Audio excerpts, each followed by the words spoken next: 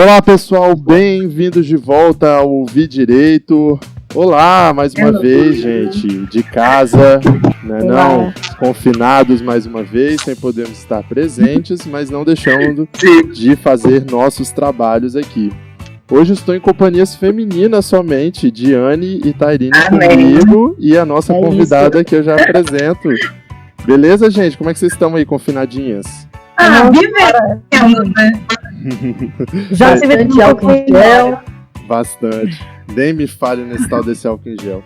Bom, gente, mas o papo hoje é bem interessante. A gente vai conversar melhor assim, com um tema não diretamente relacionado ao direito, mas é um tema que está circulando ultimamente por aí e a gente não consegue entender direito, né, o que significa e o que foi a ditadura militar. Por isso hoje nós vamos falar sobre ditadura militar e a justiça de transição no Brasil. E para falar sobre esse tema com a gente, ninguém melhor do que a nossa convidada, que é pós-doutora em Direito, com experiência na área do direito, sociologia do direito, ciências criminais, direitos humanos e justiça de transição e movimentos sociais. Ela é professora visitante da Universidade Federal do Espírito Santo e tem um trabalho incrível intitulado de Desaparecimento Forçado no Brasil, um crime de Estado na ditadura e na democracia. Bem-vinda, professora Fiametta Bonfili, ao Ouvir Direito. Obrigado pela presença. Obrigada. Ok, tudo bom, pessoal? Sinto muito feliz que estamos em companhias femininas, né? A principal é sempre mulher, o que não é o comum, né? Infelizmente. Então, sim, eu sou italiana, né? Sou professora na Federal do Espírito Santo este ano e estou isolada como todos vocês, ou espero todos vocês em casa, né? Bem isolada. Porque eu pensei de falar deste tema, né? Eu sei, como todo mundo sabe, que hoje teve umas notícias, né, muito importantes em tema de democracia brasileira, a situação, assim, com a anúncio de demissão do ministro Moro e a declaração do presidente, né? Mas, enfim, a gente segue com os temas que a gente combinou de aclarar, né? De entender melhor.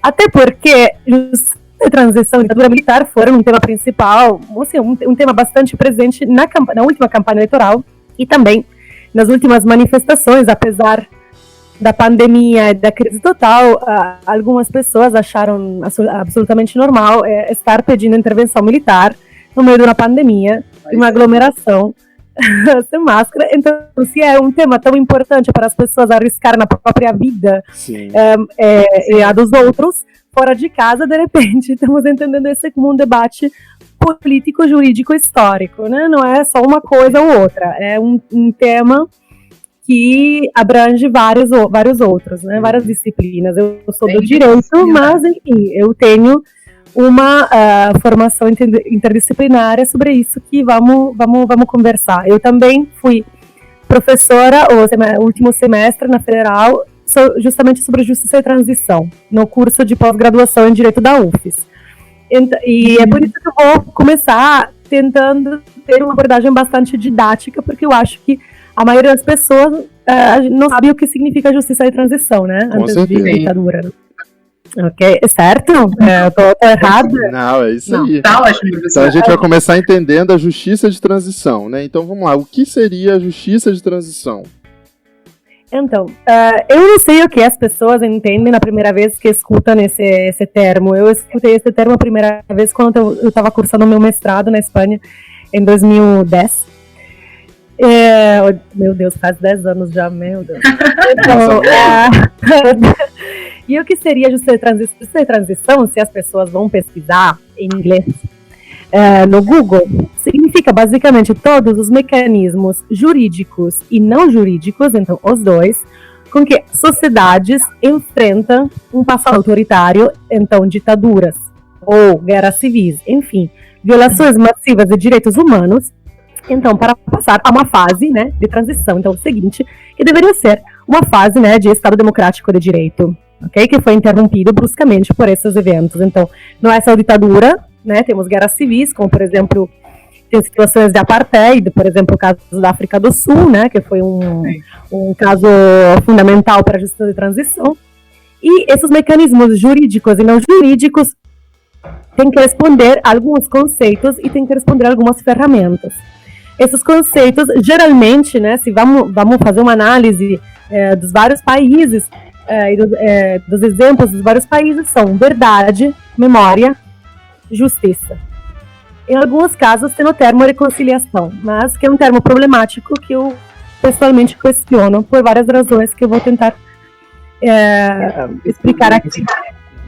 Então, o que significa? Não sei se alguém do público ou de vocês já leu ou ouviu o lema nunca mais, ou nunca mais em espanhol. Então, significa que toda a justiça de transição tem como fundamento o fato que as graves violações de direitos humanos acontecidas no período considerado não têm que se repetir. Então, um critério é a não repetição.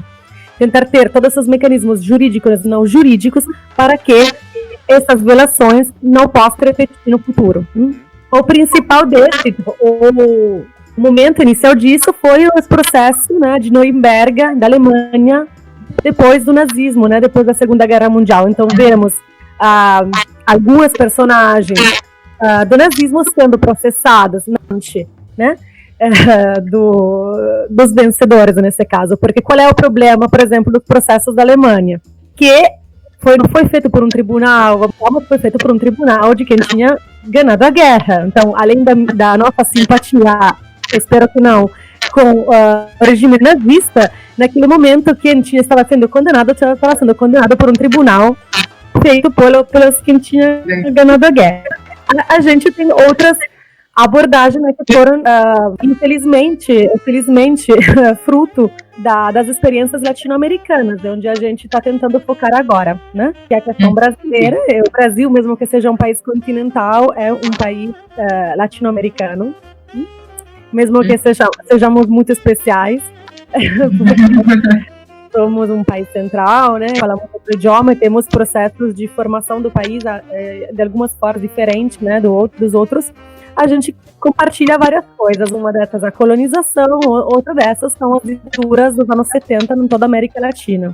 E as violações massivas de direitos humanos que foram cometidas nessa época. Também não sei qual é a formação sobre ditadura, o que foi a ditadura brasileira, que alguns, infelizmente, e com bastante má fé, chamam de Revolução de 64. Qual é a formação, a educação que é feita na escola, né? Na escola no Brasil. Não sei se vocês podem me responder sobre isso. Como é que é chamado, o que, vocês aprendem? Ditadura, eu aprendi como ditadura, isso é um período ruim, assim. Não vou falar sobre a Revolução de 64. Não? Se fala em golpe, né? Se fala em golpe. Já fala de golpe. Acho que isso é um bom sinal, né? Espero. Muito bem, pensem sobre uma coisa. Quantas ruas vocês conhecem, às vezes vocês atravessam, que tem o nome Castelo Branco? Nossa, várias. Sim. Médici, Geisel. Bairros com esses nomes. Né? Bairros, estátuas. Em alguns casos foram, infelizmente, removidas, mas não em todos. Tivemos agora, recentemente, eu morei mais de 4 anos em Porto Alegre, no Rio Grande do Sul. Infelizmente, um dos lugares, né, da resistência contra o golpe militar, que foi a campanha da legalidade. Então a gente pode ter alguma felicidade de ter sido gaúcho em algum momento, mas o que tivemos recentemente foi uma avenida, por exemplo, que é a avenida bem no centro da cidade, que vai para o aeroporto, que foi chamada, né, a partir de umas políticas de memória de verdade, que a gente vai entender, de Avenida da Legalidade. E antes se chamava Avenida Castelo Branco. Essa avenida recentemente voltou de novo a ser chamada de Avenida Castelo Branco. Então, temos umas questões justamente porque memória e verdade são os principais pilares da justiça de transição. Depois, temos mecanismos jurídicos de responsabilização dos agentes, né, quem cometeu os crimes, e a questão da reparação às vítimas, ok? Eu estudo essas coisas a partir também de um olhar comparativo com outros países. A minha principal referência é a Argentina, por ser um país próximo, por ter vivido uma ditadura sanguinária dentro do mesmo marco, né? Que foi as ditaduras do Plano Condor. Então, todas as ditaduras que nos anos 70 tomaram grande parte do continente latino-americano. Então, Brasil, Argentina, Paraguai, Chile, Bolívia, enfim, todos, dentro de um plano de desestabilização das democracias, né, através do inimigo, a ameaça comunista. Então, através dessa retórica da ameaça comunista, vamos lembrar que tinha, em 1959, teve a Revolução Cubana, e isso foi o principal problema dos Estados Unidos e então da América Latina, porque a América Latina foi e é sempre considerada o quintal dos Estados Unidos. Então, a ameaça comunista teve uma colaboração entre o governo dos Estados Unidos e vários países da América Latina, as polícias de várias América Latina, as forças armadas de vários países da América Latina, para implementar ditaduras. O que é ditadura? Vamos entender políticas autoritárias de extermínio. Não só isso, mas também sem, obviamente, uma eleição. Okay? Não teve nenhum processo democrático que foi envolvido nisso. Poderemos considerar ditadura também algum projeto político que for implementado por vias formalmente democráticas, mas que no conteúdo, né? No conteúdo, basicamente, você tem como base a opressão generalizada dos direitos civis, políticos e econômicos da população. E na maioria dos casos, isso significa também extermínio, desaparecimento forçado e violações de direitos humanos massivos, como é o caso de todos os países da América Latina que foram estudados até agora. Okay? O problema qual é? É que tem várias formas na justiça de transição para enfrentar este passado, né? Este passado duro, violento, trágico, que pode ser enfrentado de formas diferentes. A partir dos vários lugares de que a gente está falando. Então, muitos dos lugares, inclusive o Brasil, decidiu implementar comissões da verdade. Temos a Comissão Nacional da Verdade Brasileira, que entregou seu relatório em 2014, que foi um exemplo... para analisar esse período da ditadura, né? Por quê? Porque o que nos faltava era o primeiro pilar, a verdade. Sim. Entendi. O que tinha coisa... Bom, no Brasil, hoje, vocês sabem, então, pela formação e educação de vocês, que foi uma ditadura na militarização da vida civil que durou exatamente 20 anos. Que a ditadura brasileira não é muito conhecida também no exterior, né? E não é só um problema dos brasileiros não ter muita noção, infelizmente, da própria história. Fora, dentro das ditaduras latino-americanas, a ditadura brasileira não é muito conhecida, apesar do fato que durou tanto tempo, durou 21 anos, ou seja, 21 anos de privação de liberdade, de direitos civis e políticos, tortura, morte. Minha vida toda. Privação da liberdade e incapacidade de manter uma vida civil, né? Então, por quê? Porque se vamos combinar, por exemplo, vamos olhar outras ditaduras mais famosas, ou seja, a ditadura argentina, da junta militar dos três, né? Macera, Videla e Agosti, assim bem como a ditadura chilena do general Pinochet, elas viraram mais famosas por quê? Porque, bom, a ditadura argentina conseguiu por muito tempo não ser tão famosa, porque os seus 30 mil desaparecidos e mortos eram justamente desaparecidos. Uma pergunta que foi feita nos anos 70, e também depois o general Videla falou: o que é um desaparecido? Não é morto, não é vivo. Quem fala que o desaparecido existe de verdade? É uma incógnita, né, Nico? Isso aí. Então, o termo desaparecidos, que foi justamente cunhado com a ditadura argentina, ou seja, que depois a gente soube, ou seja, pessoas sequestradas em centros clandestinos de detenção e tortura, e depois jogadas no mar, no Rio de la Plata, para não ser mais encontradas, assim como em outros países, como aqui, foi um plano de extermínio massivo, tanto que tem uma das brigas também das organizações de direitos humanos, das mães, as famosas as Madres de Plaza de Mayo, assim, com todos os familiares de desaparecidos, assim, é justamente que seja classificado como genocídio.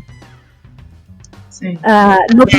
No Chile, a ditadura foi muito clara, porque o golpe de Estado foi feito com aviões bombardeando o Palácio Presidencial e o presidente democraticamente eleito, Salvador Allende, fazendo uma última declaração à nação chilena e morrendo dentro do Palácio Presidencial bombardeado. Se temos esses dois exemplos, em que tem gravações, tem filme, tem imagens, a ditadura brasileira que foi exatamente 9 anos antes da ditadura chilena e vários anos antes da ditadura argentina, não deu para muitas das informações que a gente tem é porque a gente tem agora. Então, eu estava falando por exemplo, como foi claro no Brasil, o envolvimento do governo dos Estados Unidos, do embaixador dos Estados Unidos no Brasil, por documentos desclassificados depois, né? Então a CIA teve que desclassificar vários documentos que estavam sob secreto. Um desses era que, por exemplo, a Armada, a Força Naval norte-americana estava presente já em águas territoriais brasileiras, pronto a apoiar o golpe de Estado militar no Brasil, se tivesse resistência. Parece até coisa de filme, né? Popular, realmente. Parece muito coisa de filme. Muita coisa de filme. Infelizmente, a verdade é a realidade.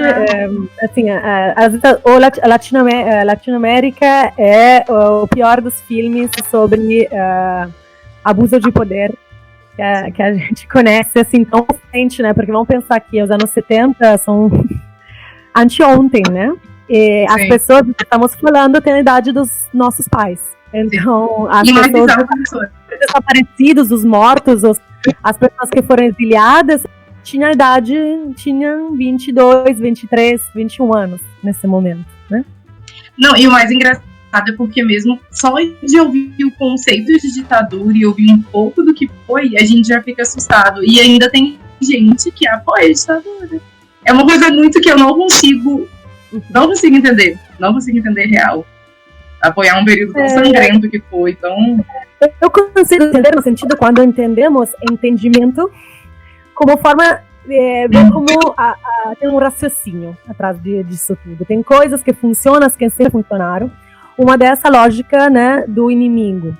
Tem uma teoria interessantíssima que é o direito penal de inimigo, né? O inimigo é aquela pessoa que a gente pode aplicar um direito diferente, ou seja, aquela pessoa que não tem os mesmos direitos, né, da gente. Então era o escravo negro na colonização, o indígena, né? Depois vemos que na ditadura, a partir dessa doutrina da segurança nacional ou ameaça comunista, o perigo, então os sujeitos a que podia ser aplicada tortura, morte, estupro, desaparecimento e tudo o resto, cassação de mandato, foi o AI-5, negação de habeas corpus por delitos políticos, que foi o AI-5, sempre de 1968, o ato institucional número 5, a gente vê que eram justamente os subversivos, né? A lógica da subversão, do fato que os subversivos mereciam a morte para não poder implementar uma ditadura comunista países da América Latina, coisa que nunca foi comprovada, era uma ameaça tão grande de poder justificar tudo. Lembramos que teve, antes do golpe de Estado no Brasil, teve a Marcha da Família, que foi um momento importantíssimo, ou seja, o fato que fosse considerado o Brasil um perigo de uma ameaça comunista que podia eliminar as bases religiosas cristãs, né, do país, com as famílias marchando. Vamos lembrar que um dos principais problemas eram as tentativas de nacionalização de algumas empresas, corporações norte-americanas no país, como a ITT, né, empresas de telecomunicações norte-americanas, que foi tentado, enfim, pelo presidente Goulart, ser nacionalizadas. Isso é um grandíssimo problema. E outro grandíssimo problema que sempre é considerado uma enorme ameaça é a reforma agrária, né, no Brasil. A tentativa de algumas medidas de ajuda social, né? Então, através dessa lógica do inimigo, da subversão, você consegue gerar qualquer monstro. Como, por exemplo, ver pessoas dizendo: eu não fiz nada durante a ditadura, então não me aconteceu nada. Só levaram quem... Na Argentina também falavam: se se lo llevaron, por algo fue. Ou seja, se levaram, né? Se levaram as pessoas, se sequestraram as pessoas, torturaram, é porque fizeram algo. Sim, mas tem muito esse discurso aqui, professor. Algumas pessoas que apoiam a ditadura, no sentido de, eu não senti nada na ditadura, pra mim foi super tranquilo. Só sentiu alguma coisa quem foi contra, quem não aceitou o que era para ser aceitado. Existe muito um discurso desses, sabe? É bem triste. Pois é, primeiro deveriam dizer onde é que a sociedade teria aceitado o AI-5 e a ditadura, o golpe militar.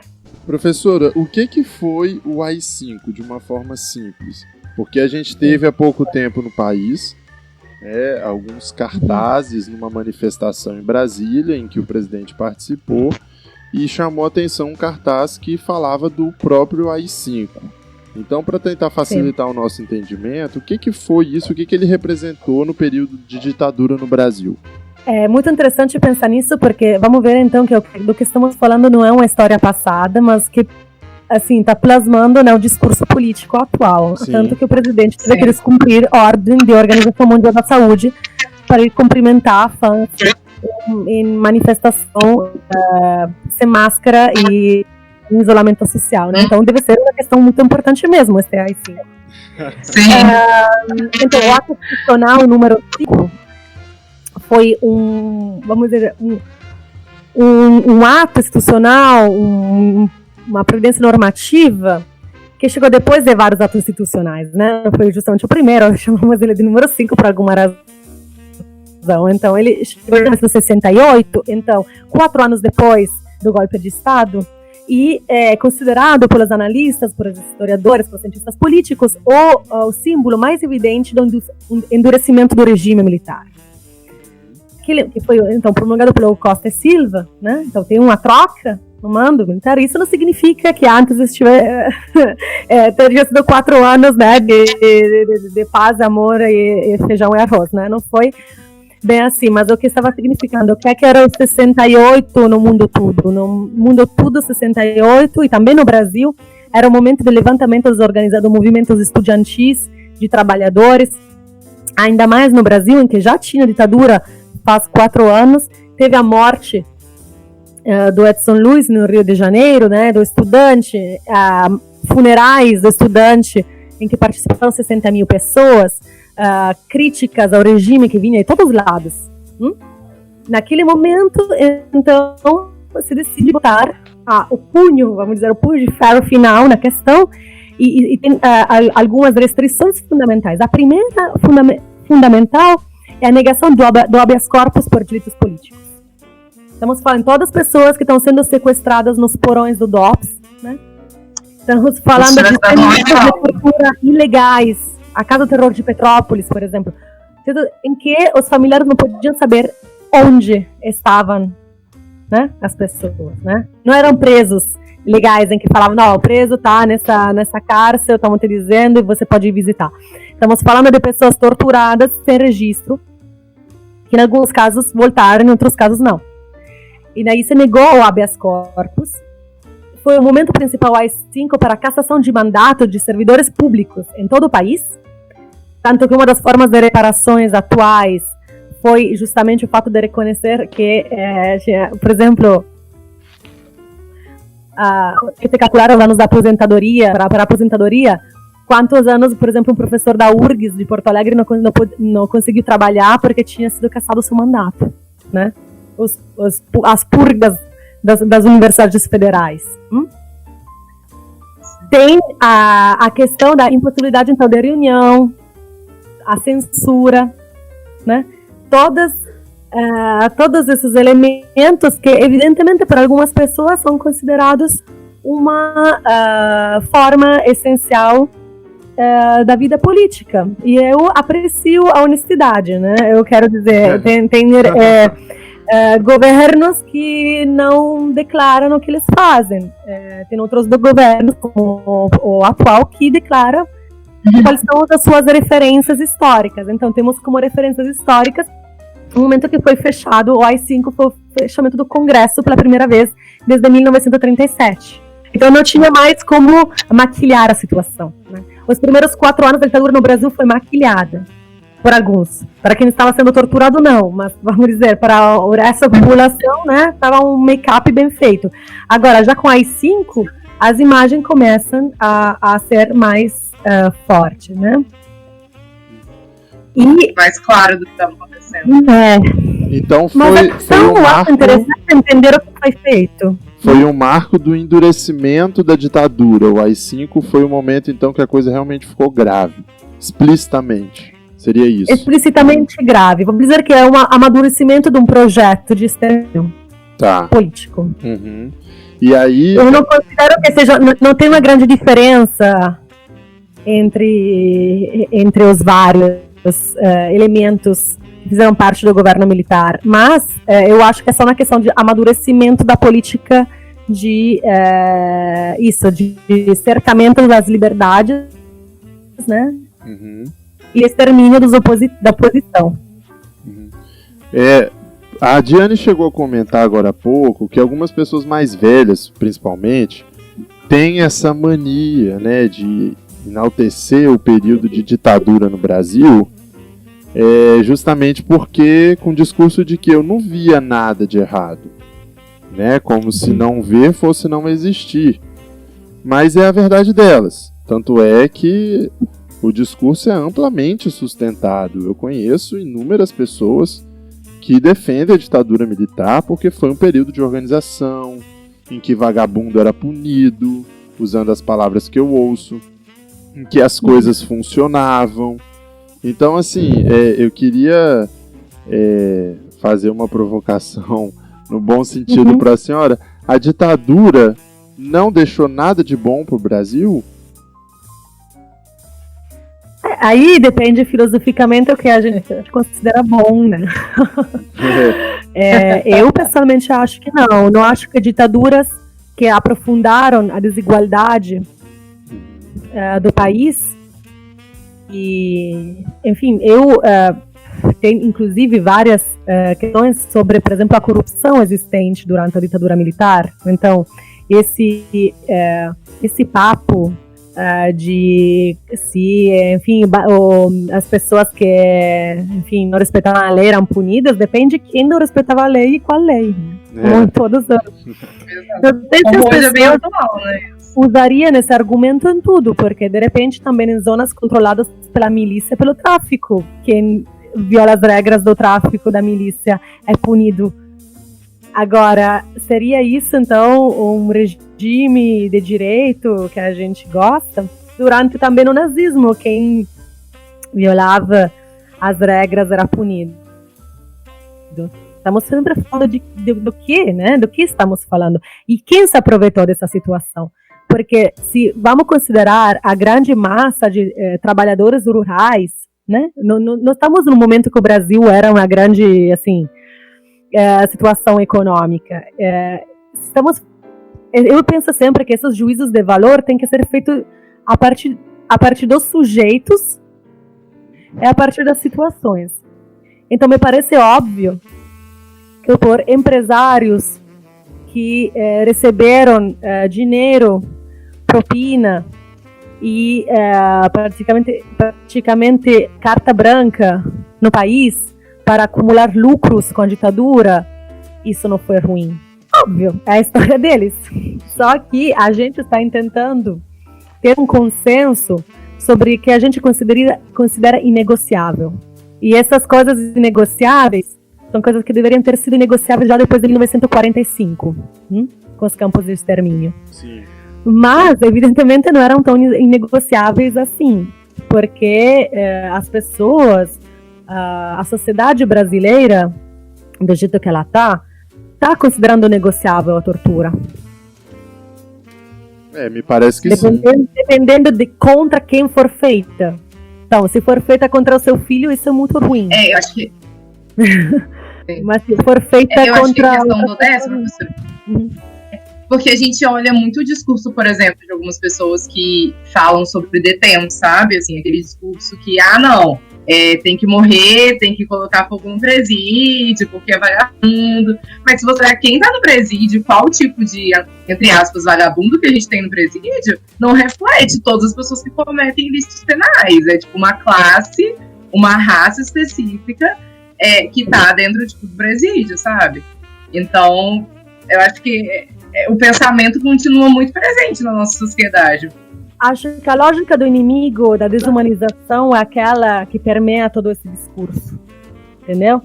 Porque no momento que você coloca o subversivo, o comunista, entre os quais vamos lembrar que tinha militantes da luta armada, como os desaparecidos do Araguaia, pelo qual o Brasil foi condenado pela Corte Interamericana de Direitos Humanos e até hoje não respondeu.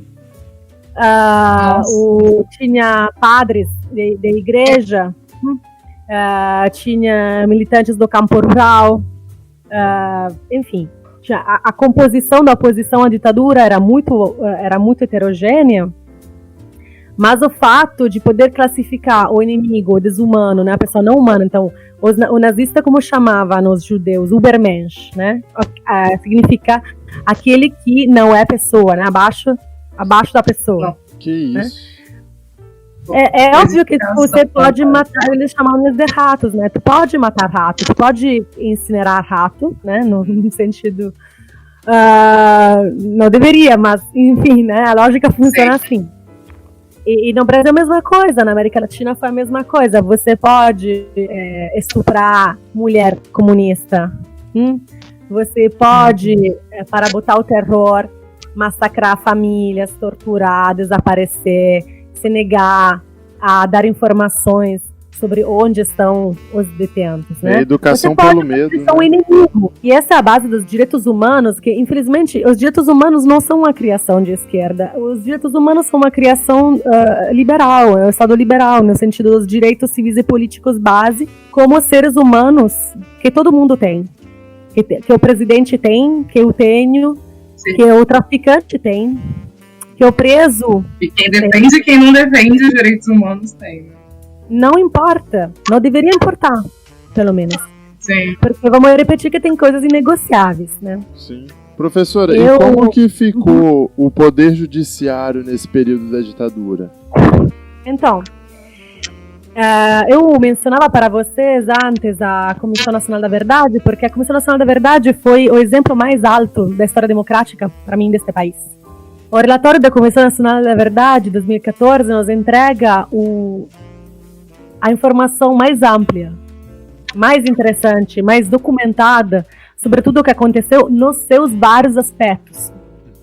Então temos o aspecto da repressão dentro da Igreja Católica, temos a questão da repressão contra os indígenas, questão população LGBT nos porões da ditadura, a luta armada, tudo, os estudantes, os trabalhadores do campo rural, os trabalhadores das indústrias, os sindicatos. Um desses é o Poder Judiciário. O Poder Judiciário, vamos dizer, ficou muito ruim. Eu falo sempre uma coisa, que fazendo sociologia do direito, né, pode fazer também sociologia do Poder Judiciário, não é que a situação que temos agora não tem nada a ver com que o poder que eles tinham durante a ditadura, e não é que o poder que eles tinham durante a ditadura não tem nada a ver com a formação do Brasil-nação, né? Então, o fato é que agora tem uma seletividade penal em que os principais clientes, né, entre aspas, do sistema repressivo penal, ou seja, a população negra periférica do país, seja fruto do nada. É fruto da formação, né, de toda a Constituição Nacional Brasileira. Durante a ditadura, o Poder Judiciário foi um Poder Judiciário da ditadura. Foi o braço judiciário da ditadura militar. Então, a gente não tem notícia de um Estado de Direito, né, nesse momento de cercamentos das liberdades. Tanto que temos processo à porta fechada, prisões ilegais, corrupção de juízes, incapacidade de fornecer elementos mínimos para quem buscava, né, as pessoas desaparecidas. Então o Poder Judiciário ficou, não saberia como definir isso de uma forma assim, né, jurídica, para não ser coloquial demais, mas claramente foi parte. Diferentemente em alguns momentos da Igreja Católica. Com surpresa, vou dizer. Okay. Porque o relatório Nunca Mais, que foi o livro principal, a primeira forma de tentar relatar os números de desaparecidos, mortos e presos políticos da ditadura, foi o relatório Nunca Mais do Dom Paulo Arns, né, de São Paulo. Uma das principais ações assim, mais midiáticas contra a ditadura foi na Catedral da Sé de São Paulo, em que as pessoas familiares das vítimas iam lá também tentar buscar informação, né? Porque a primeira coisa era perguntar para a igreja, né? Porque os padres sabiam tudo. Então, eu acho que tem... não é que eu acho. Eu gostaria de achar. Porque isso eu acho que não são questões de opinião. São questão de fato, de documentos de verdade histórica. Agora, a interpretação é livre. Esse é um problema. Sim. A interpretação é livre, mas eu acho que algumas coisas não são opinião, não. São questões, os direitos básicos são inegociáveis. Sim. É porque eu fico pensando, nós tínhamos uma Constituição na época da ditadura, que, óbvio, né, foi moldada para os termos daquilo que eles queriam, mas nunca foi liberado o homicídio, por exemplo, o genocídio, como a senhora citou. Então a minha curiosidade é, gente, o Poder Judiciário foi um grande cúmplice, então, porque hoje é o que a gente tem para recorrer daquilo que nos desagrada na sociedade, né? E ver um Poder Judiciário morto, enterrado durante o período da ditadura, assim, realmente é a ditadura, né? Mas eu acho que a gente uma grande referência, que é quando teve o primeiro processo contra os militares da Argentina, né, pouco depois da ditadura, a ditadura terminou em 83, vocês podem pesquisar, tem um documentário muito lindo que se chama Juicio a las Juntas, que está no YouTube, que tem todo o processo. Uhum. E no final, o advogado, né, do Estado da Família, né, o primeiro governo democrático da Argentina, que foi o governo Alfonsín, ele fala, antes de dizer aquele famoso nunca mais, em que toda a aula de tribunal cai chorando, com as famílias gritando assassinos para os militares presentes, eu sugiro para todo mundo olhar aquilo, né? Sim. Ele fala uma coisa muito interessante, porque os militares argentinos, bem como os militares brasileiros, em muitos casos, eles usavam essa questão da segurança nacional e eles diziam que era uma guerra contra a subversão. Só que para ter guerra tem que ter dois exércitos. A luta armada, a resistência armada não pode ser considerada um exército e não pode entrar em consideração em termos de guerra. Sim. Por tamanho, potência e o fato que estamos considerando, de um lado, aparatos de Estado e do outro, sociedade civil, que pode ser armada. Pode ser errada, pode estar errada, pode estar errada, mas não é um exército do Estado. Uhum. E daí o advogado fala, então, se era uma guerra, senhores, por que vocês não aplicaram as convenções de Genebra, por exemplo, que a gente ratificou como Estado desde 1945? Porque também para preso de guerra tem direito. Deveria, né? Seguir direito. Então, se vocês estão falando que é uma guerra, me falem onde é que nas convenções sobre os tratados sobre a guerra está se falando de desaparecimento forçado, sequestro de criança, assassinato de pessoas, prisão ilegal e estupro coletivo. Onde é que está se falando que os presos podem ser jogados no mar desde aviões? Nossa.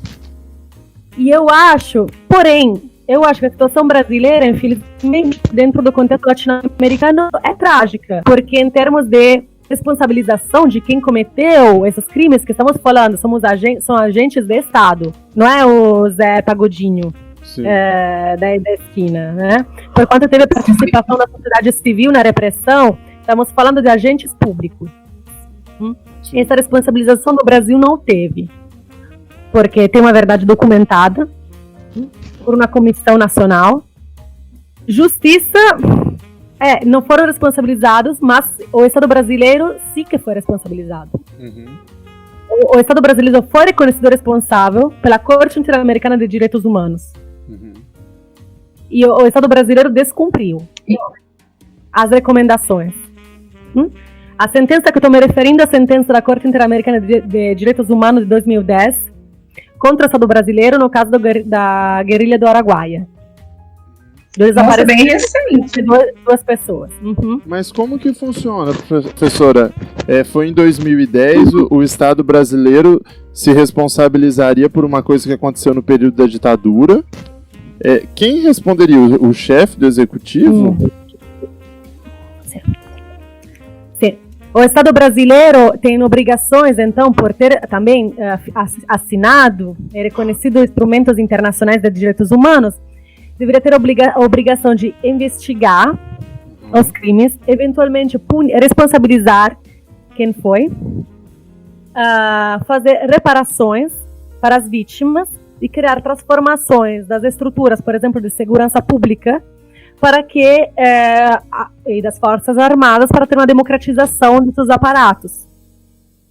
Uma das questões é que ele tinha que falar o que é que aconteceu, por exemplo, no caso do Araguaia, onde foram sepultados os corpos de 62 pessoas, e quem estava no comando tem que esclarecer a verdade. A primeira obrigação, ajudar na possibilidade de encontrar os corpos e responsabilizar. Então, o Estado brasileiro foi, porque essas recomendações primeiro chegaram da Comissão Interamericana de Direitos Humanos. Já que o Estado brasileiro não fez absolutamente nada, foi condenado pela Corte Interamericana de Direitos Humanos. Porque ele violou também tratado o Estado brasileiro assinou. Então, acho isso fundamental. Também temos outro problema no Brasil, que é a lei de anistia. A lei de anistia de 79 é o que impede, até hoje, poder responsabilizar os militares. Teve também uma recente decisão do STF, de 2010, para que a lei de anistia não seja tocada. O que significa que, naquele momento, em 79, a lei de anistia foi uma vitória, porque podia...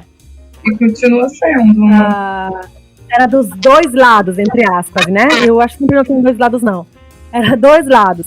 Ou seja, você podia permitir a volta, a anistia dos presos políticos e a volta, então, dos exiliados, né? O perdão, né? E assim, você garante a impunidade para os militares. Isso é configurado dentro do direito internacional como autoamnistia. Foi em 79, os militares estavam ainda no poder. Então, foi a anistia de si mesmos. E isso impede, até o dia de hoje, também na infeliz decisão de 7 votos contra 2 do STF, poder responsabilizar penalmente. Mas eu quero também dizer que, por quanto a responsabilidade penal seja um símbolo importante, acho que faltam muitas coisas antes disso. Que a cultura da verdade, da memória e da justiça, esse nunca mais não está sendo respeitado. Porque mesmo se não tivesse responsabilização penal, mas tivesse uma sociedade que tem plena consciência do que aconteceu e está disposta coletivamente a que isso não aconteça mais, não seriam possíveis essas manifestações de que a gente estava falando. Sim. Que acaba que a esfera penal é um reflexo de tudo que a sociedade vê, né? E de como que ela vê esse período que passou e o atual. Então... Também pode ajudar, vamos dizer também que o esfera penal pode ajudar. Que no momento em que você, penalmente, né, na área penal, você declara as pessoas assassinos, responsáveis, agentes de estados de genocídio, tem uma mensagem que está sendo enviada para a sociedade civil. Mas essa questão, isso não é justificável. A questão da memória, ela não Não seria papel da Comissão da Verdade? Não foi para isso que ela foi instituída? Sim. Sim. Por quem que não, por quem dela tá a Comissão da Anistia, que foi muito boa também. Então, assim, para eu entender, eu acho que o povo realmente precisa entender o que foi esse período, porque, ao meu ver, a responsabilização penal, daqui a pouco as pessoas estão mortas, muitos já estão, que atuaram naquela época, e não há de se falar nisso, mas eu acho a memória, a história muito importante. O Brasil esquece o que viveu de uma forma muito rápida. Muito então, rápida. Acho que impressionante rápida. Muito, é impressionante. Então, eu acho que deveria ter uma forma de ampliar as informações, os acontecimentos da ditadura militar, para que a gente tenha noção. Eu acho que a maioria das pessoas não tem noção. A ditadura militar foi só um período que matava quem fazia coisa errada. Foi o período em que o Congresso foi fechado porque, né, quem estava no poder queria fazer o que quisesse. E eu acho que não tem a clareza do que foi, sabe? O que representou um período 21 anos não são 21 dias. Entendeu? Minha vida inteira, quase. É a vida inteira de muita gente que está escutando esse episódio agora. Sim. Então, eu acho, inclusive, que essa duração, né, essa 21 anos, você tem que entender como isso consegue formar a mentalidade de uma sociedade. Porque se você vive 21 anos militarizado, o que pode surgir daí ou é uma grande revolta ou é um grande autoritarismo. Uma mentalidade muito autoritária. Um papel muito importante que se dá às Forças Armadas, por exemplo. O que você está falando, os programas, eu acho que teve, e foi muito importante também nesse terceiro pilar, por exemplo, da justiça de transição, que é a reparação das vítimas.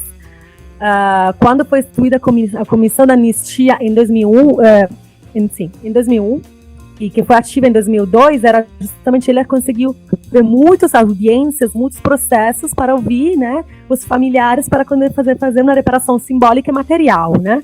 Estamos falando, pessoal, familiares de detenidos desaparecidos, estamos falando, e foram feitas 68 caravanas, então em todo o país, em todo o Brasil, tinha essas caravanas da anistia, que era para ouvir os relatos das comunidades, entendeu? Como das cidades menores, e tudo para poder relatar. Isso foi o grande antecedente da Comissão Nacional da Verdade.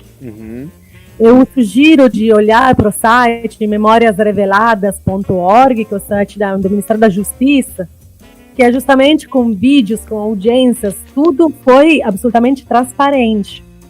Agora, eu acho que a questão do fato de não ter responsabilização, de não ter uma coisa clara, você vê, por exemplo, no fato, eu sinto ter que estar ferindo a sensibilidade de alguém, tendo que falar mal do presidente, mas não seria possível um deputado naquele momento poder homenagear torturador dentro de um âmbito institucional. Eu não estou questionando a opinião que cada um pode ter. A opinião, né? Cada um tem a própria.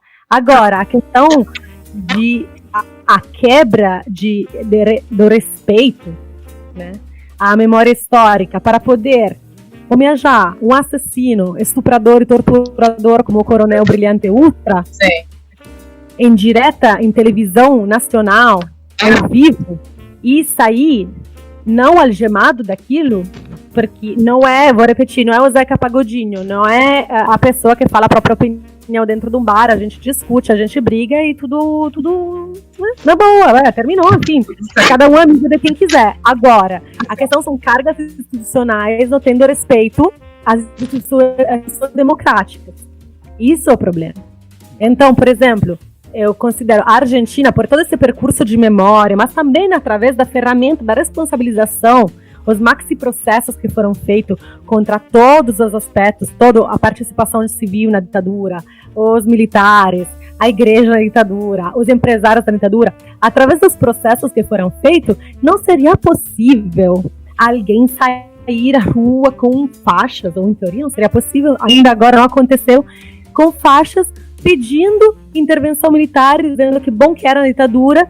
Eu lembro até uma faixa que tinha que matar todos em 64. Isso não seria possível. Mas é bem o que você falou.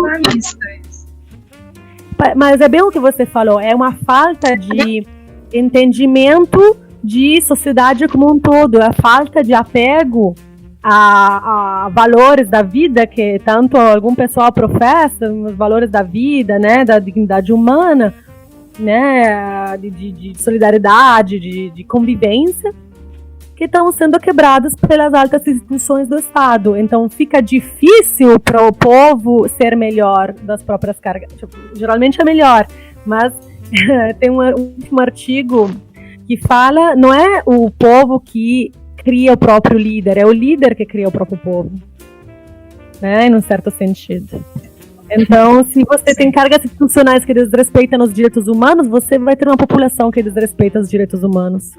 E eu acho que é crítica de muita gente no atual governo. E o povo, ao mesmo tempo, ele vai conformando o próprio líder. Então, se tem um povo, uma população que desrespeita, que naturaliza a morte, que naturaliza a tortura, que naturaliza tudo, não vai ter cargas institucionais melhores.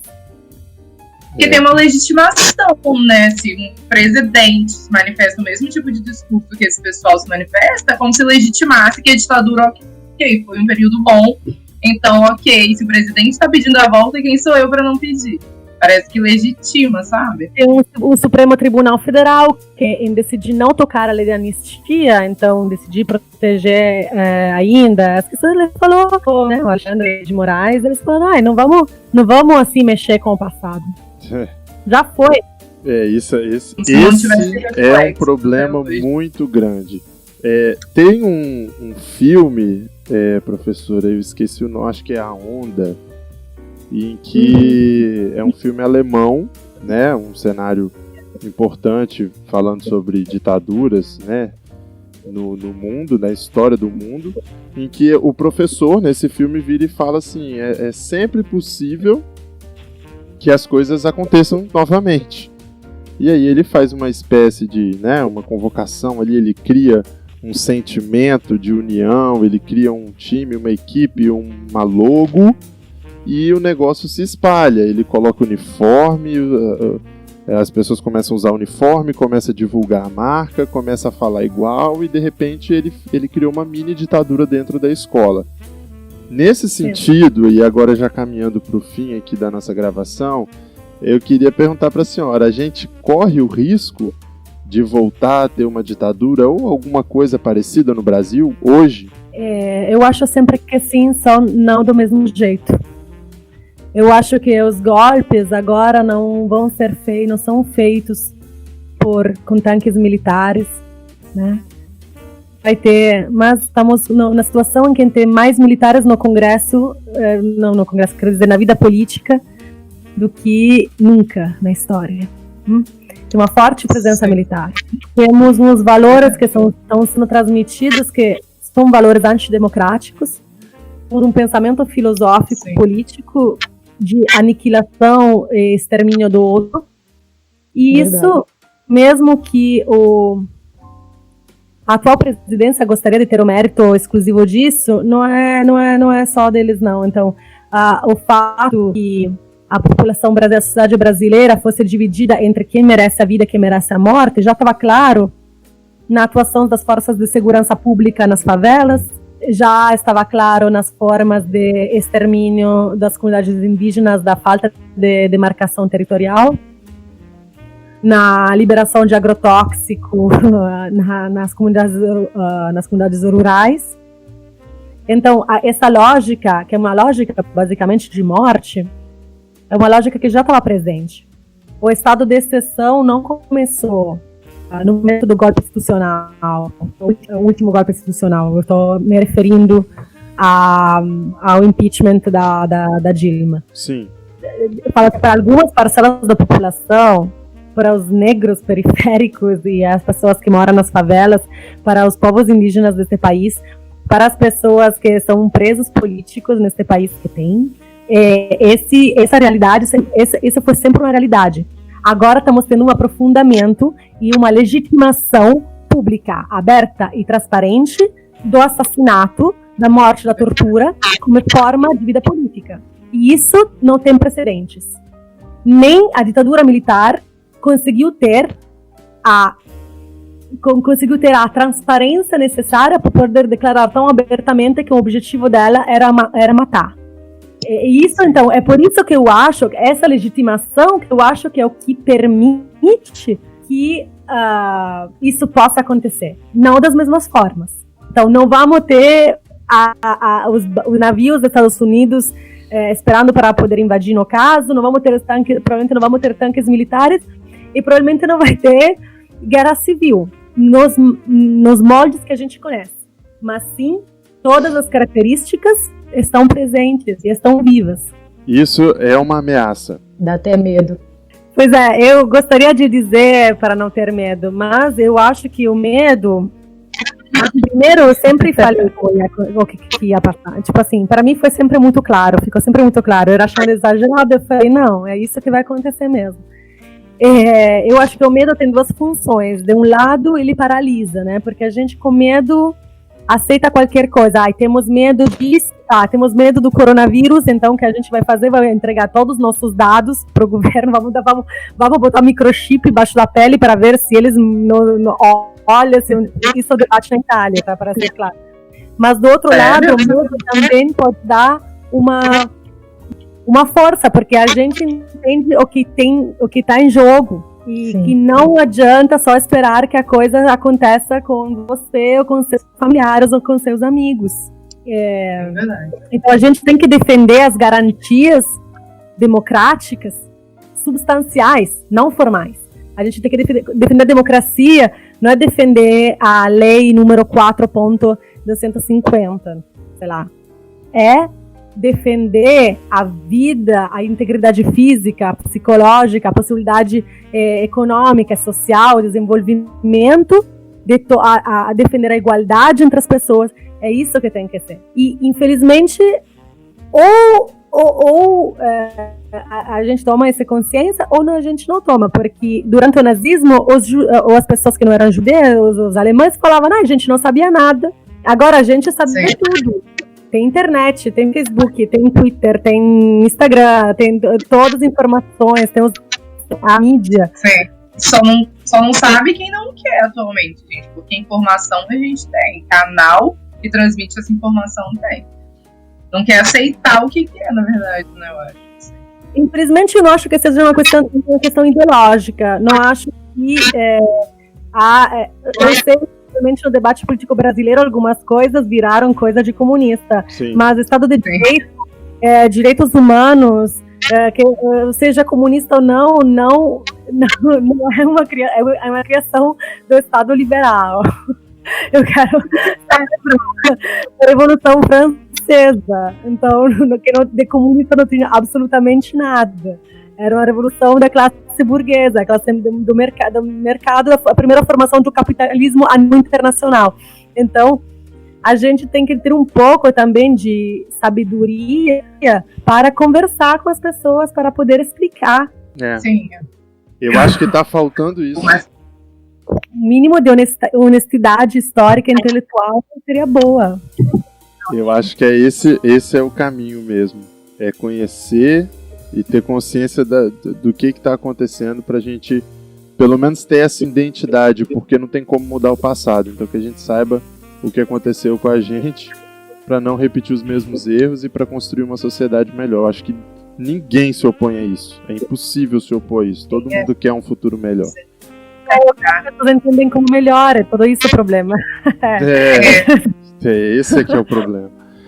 Bom, gente, hoje o papo foi incrível sobre o nosso passado tão atual e sobre o que esse passado deixou de marcas pra gente, num papo sobre ditadura militar e justiça de transição no Brasil.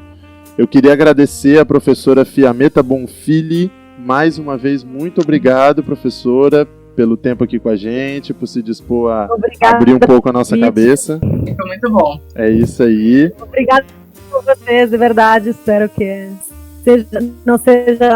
seja sempre menos necessário ter que retomar que seja sempre menos necessário ter que defender a democracia e a vida, né? É verdade. Sim. É isso aí, pessoal. Sim, verdade. Obrigado pela presença de vocês. Até o próximo episódio. Um beijão. Tchau, tchau. Obrigada, gente. Obrigada, tchau. Tchau, tchau. Tchau. Tchau, gente. Obrigado. Valeu.